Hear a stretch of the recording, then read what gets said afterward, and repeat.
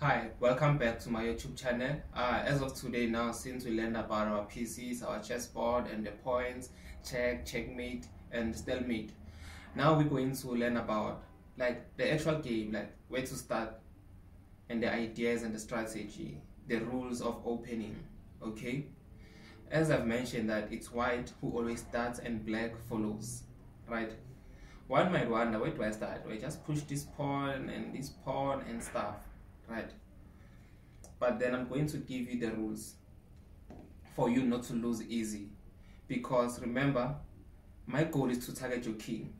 So if you expose your king, I'm going to checkmate you very quick, right? So it's all about attacking and protecting as well. You do that kind of like simultaneously, right? You don't just attack, you must always protect your king and your pieces. You don't just lose them, you value your pieces, you don't lose anything. It's either exchange, it is equal or it is beneficial for you, since that might help in the long run to attack. So don't just gamble your pieces. Let's begin. Remember, white always start. So here are the rules of opening. This is your center. As I've told you, when you play, you need to control the center every time. If you only develop your pieces, they must at least be directed towards the center, right? So let's say the pawn that you're gonna push, you're not gonna push this one. Well, you can, but not preferable, since it is not controlling any of the squares of the center, right? But if I push this one, I am protecting the center. Do you get that? So it's all about controlling the center. I've covered that. And also develop your own pieces. Develop your pieces. By pieces, I'm not necessarily talking about the pawns, but just know when I say the pieces, I'm talking about your knights, your bishop, your rook, the pieces in the last rank, right? You don't advance the pawn a lot, but you advance your pieces, you develop them. They're the ones who are going to attack. So without you developing them, how are you going to checkmate? How are you going to attack the king? How are you going to dismantle this other kingdom? You can't. So now, you develop your pieces, and when you develop them towards the center. You don't develop them at the side. They're not much active, right? Develop them towards your center. Are we good with that? Perfect. And also, don't expose your king. Remember, it is the most key thing is to protect your king. I'm gonna show you a typical simple game. Like you can win the chess game in 2 moves, just 2 moves. How are you going to do that? Let me show you. It is normally called fool's mate. Let's say white plays this pawn here. That's the first move. And a black plays here. Second move. And a white plays here. And this is the second move for black. Checkmate. Why is this one a checkmate? It is a checkmate because the king cannot run anywhere, since it is still in the diagonal. And you cannot block with any piece. So that's a checkmate. What did we notice here? White made a mistake of exposing the king. He exposed the king. So the play does not need to be good. It's just that the opponents need to play bad sometimes. So I played bad here by exposing my king.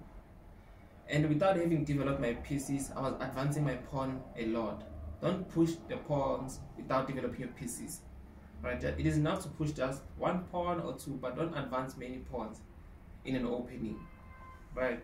So that was a lesson of king safety. Also, another thing is to, in an opening, you don't move the piece twice. You can, but it is not preferable. Let me show you an example of one game. It is called an Italian opening. Just know it by head, this opening, since it carries a lot of basic fundamental theory, right? It goes first by e4. I didn't show you the notation, but therefore the second move it's the pawn to e5, right? Knight f3, knight c6, bishop c4. This is what we call an Italian opening. So in chess, each and every move has a reason behind. Now I just want you to know it. I'm gonna break it down now. Each and every move has a reason, and why did I play it? remember the king safety, so it's very important. So I played this pawn. Why? To control the center. As I told you that we need to control the center. I could have played it here, but it is not controlling that center that much. I want it here. It is a bit advanced, controlling the center. And also, this bishop is opening for this one. This bishop now has an access. You see now, it can be developed. One of the most important things I mentioned, you need to develop your pieces. So I gave this bishop movement. Now it's my turn. It's my opponent's turn to play now. He's gonna play here if it is Italian opening. Why is he playing here? He's controlling the center as well. The key goal, right? To control the center.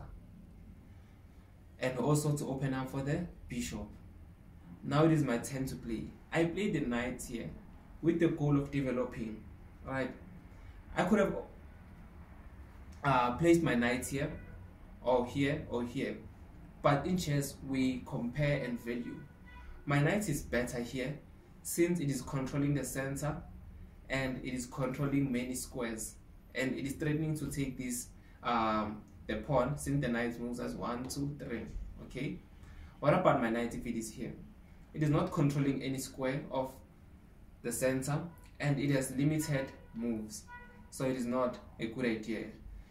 Never try, or unless you're forced, to put your knight at the edge. It is not a good idea.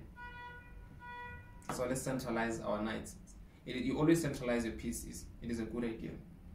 So now my opponents, whenever you play, you check, you take into consideration of your opponent where they played. I played my knight here, threatening the pawn. So your pawn is under danger. You don't give away pieces. So what do? You protect this pawn by what? By playing your knight, but you're not just protecting here. You're not just protecting.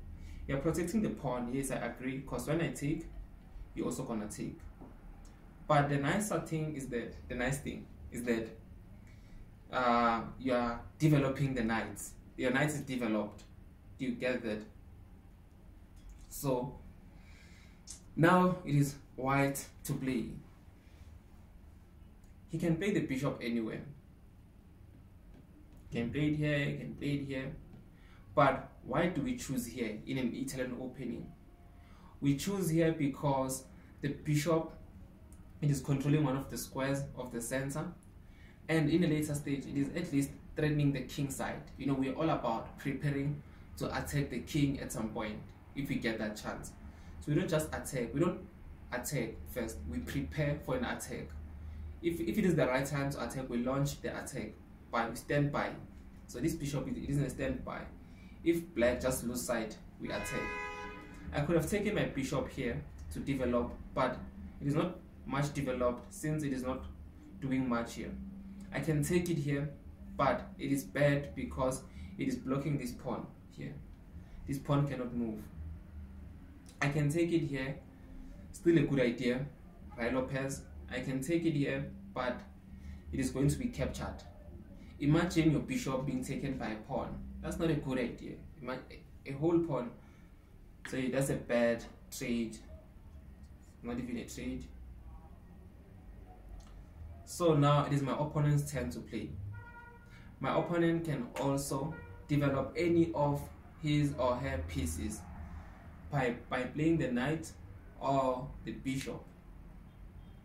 Okay, so now there's something I didn't tell you about here. It is called castling. We castle in chess to protect the king. The king here, it is not safe. So check how you castle, guys. The goal of developing the pieces in an Italian opening is to castle. Castling is what I'm gonna do now. It's protecting your king. How do you do it? You count twice. You move your king twice and your rook once. Not really once, but see. You see 1, 2, right? Therefore, you take this rook close to the king, but to the other side.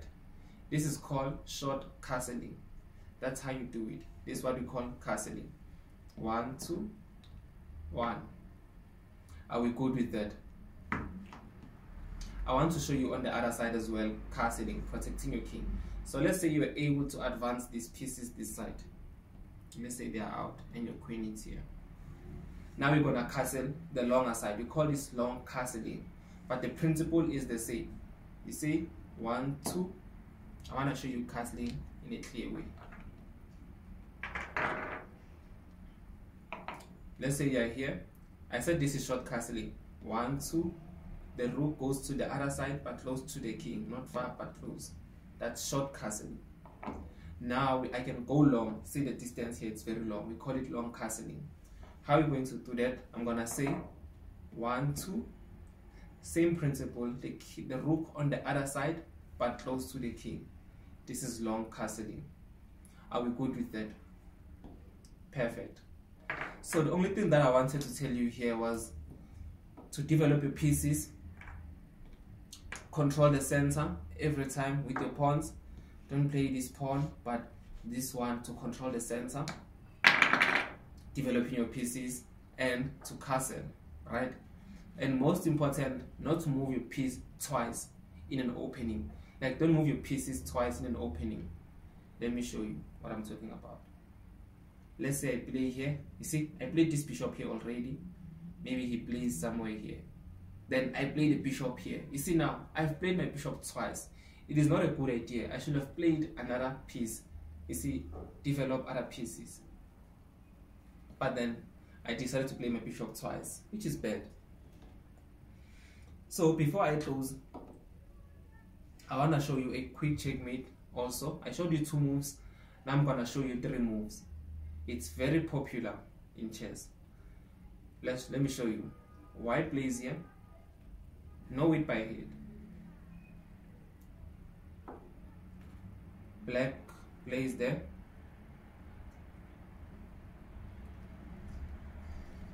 The bishop comes here. Develop the bishop, but it's threatening the king. Okay? Let's say the knight comes here, develops. Right? You see, black is doing the right things, just developing, right? And the queen comes here to advance. So check here, what is white doing? White is threatening this pawn here, and the bishop is also pointing here. You see that now the pawn is double attacked. So here the game can be finished immediately. It only depends on the black move. Let's say black decides to develop a knight.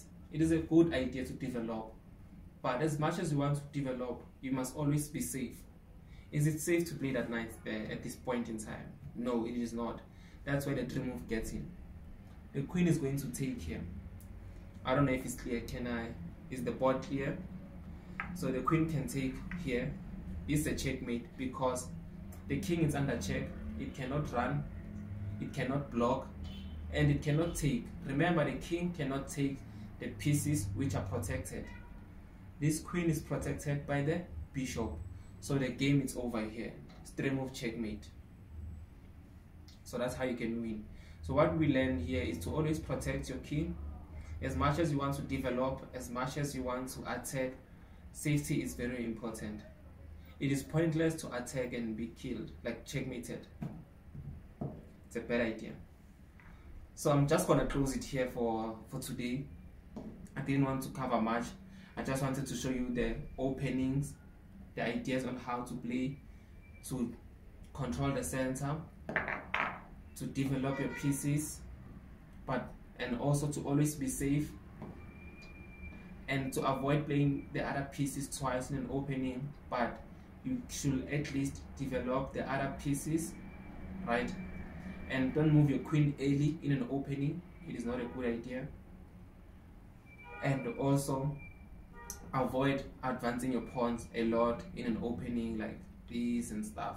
It is delaying your development, right? And try by all means. You see these rooks, they are perfect when they are connected. See here, they are connected. Even in a later stage, you can connect them like this. So now I'm just gonna close this video here. I wanted it to be short. I'm gonna show you the next video. I want to tell you about the pieces, or where they are better, how to play with your rooks, how to play with your bishops, how to play with your knights, and the pawn structures as well. So now I'm just gonna close here. Thank you for watching my video. Please subscribe and enjoy your day. Thank you.